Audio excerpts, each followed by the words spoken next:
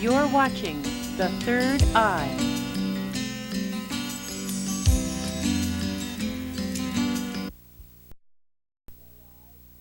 We're back with The Third Eye, and both of my guests for tonight are here, and we have an open phone line, and our number is 562-1898, so feel free to call and get in on the conversation.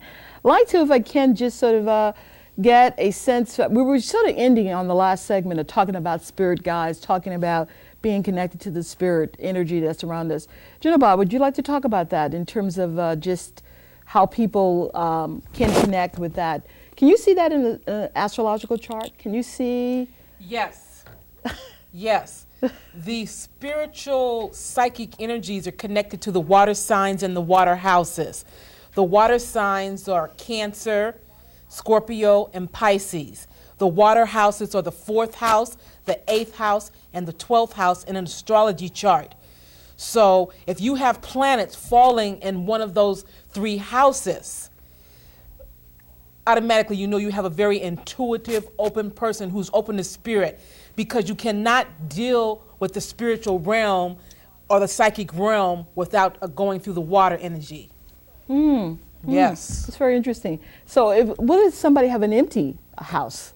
They have an empty not third house, 4th house, 8th house, 12th house. What does that mean? That means that they are not able to be connected? Well, no. You look to the planetary ruler. Okay. And then also they can have planetary placements in water signs. So there's a couple of ways you can look at it. Okay. Now there's a connection between the two of you, and you're probably not even aware of it. Jinabad does something called astrocartography, which is really looking at the location, the power points of areas of the world and locations, and how that energy connects with people. And you are very much into the earth and into the earth, the rhythm of the earth. And I'm just wondering how, Jinabad, you look at that in terms of the charts that you do. Okay, good question. Astrocartography is like the science of relocation astrology.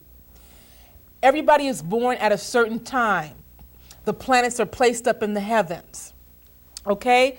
Now, astrocartography is about where you are living geographically, what planetary lines you're living under, and how that is affecting what you're manifesting and what you're not manifesting. Because a lot of times you can be living in a certain geographical location and things can be going very, very well or not. And astrocartography is the science where you have a world map and your 10 planetary placements are graphed around the world so that you can see where your power points are and what planetary energies and crossings you're living under. And it's absolutely fabulous. It's astrology and astrocartography are married. Okay, we have a phone call. Caller, are you there? Yes, I am. Hi, how are you? I'm fine. And welcome to The Third Eye. Thank you. Your question? Well, my question is, how do you meditate, and, what's the right way? Because I've had visions. I've had my doorbell ringing, and I look through the window, and there's nobody there, but it's still ringing, And I feel like, like I do have some type of psychic ability, but I just don't know how to bring it out. And what do you do, and how do you meditate? What's the right way? Okay, I'm going to ask Morning Bird to really respond to this. Okay. The way you can meditate is really quiet yourself. Sometimes some people have to meditate with music. Excuse me.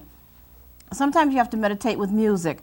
So what you do is turn music on very quietly. Start off slow. Start off with like 5 minutes first, and then after that 5 minutes, expand it a little while longer. When you first start meditating, you're not going to get anything. Don't think that because you meditate the first 5 minutes you're going to get something, because you won't. Okay? Okay. So what you need to do is start off real slow, quiet yourself. Don't think of anything. Maybe just play some music that's really quiet, and then see what happens. Okay. Okay? Okay, well, thank you. Thank you. Thank you for calling. I don't know if you want to respond to that too. Do you? I'm sure you meditate. Yes, I would say that there's dozens of ways to meditate. There is no certain, this is absolute. But a key thing that I want to say is that you want to make sure that the television is off, unplugged, all electrical stimulation. You want to know that because it affects your electromagnetic energies. Ideally, the ideal place to meditate is outside in nature. As Morning Bird was saying earlier, connect with the trees, connect with the flowers, you will go into a natural state of meditation. The other thing is that you want to go within, okay? You can do deep breathing. You can inhale through your nose, exhale through your mouth. You can reverse it, but it's a time of stillness. You can go into the yoga posture when you cross your legs. They have mantras you can use, which are thousands of years old, which gurus and sages have used throughout time. So it's like when you're ready, tell your spirit, pray for divine guidance and clarity to lead you to a meditation that will open you up. And hey, the way will be shown. Okay. Yes. Okay. It's hard for people to do that because we're such a busy world, and we got so much that's happening, and people just don't want to take time to do that. And it's discipline. It is discipline. We have a lot of external stimulation, yes. undoubtedly. Yes. And in this culture, we can go through this educational system for 13 years, and the word spirit is never mentioned. And there are so many people that have come to me for consultations that have gifts. They're in their 20s and 30s. They have dreams, and they're afraid, and they smash them down. They try to suppress it. But there are so many people who are walking around because in this culture, that whole spiritual side is like totally ignored through our whole education process. And if we were brought up to pay attention to our dreams and to go within, we would be much more, this culture would be totally different. It's all about transformation. And to transform yourself in your life, you got to go within. You're right. And the thing about it is that getting connected, reconnected to your culture was a way for you to really go within. Definitely. And a lot of times I think reconnecting with people, for someone to do the cultural piece is a way for them to get reconnected to the self. Yes. Is to really sort of reconnect to their roots, their ancestors, and the legacies of their life, spirit. So we're going to be taking a PSA. We have like 2 more minutes in this segment. So I don't know whether or not there is any other kind of statement you would like to make around that, because I think that this time of the year, this is December, this is a busy time. Everything is going on. People will not meditate. They will just sort of get themselves all worn out with the hustle and bustle and the materialism of this period.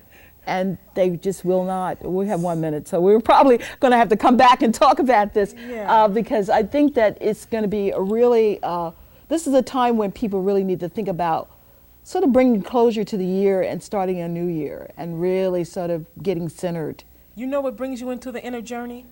Pain. Yes. Okay? Yeah. Yes. Once things aren't going right in your life, once you're in pain, you have no other choice but to go within. Well, that's true. That's very true. That's true. That's very true. That's true. Okay. Well, we're going to be sort of wrapping this part of the segment up. We're just going to have a PSA, and then we're going to be coming back for more of The Third Eye.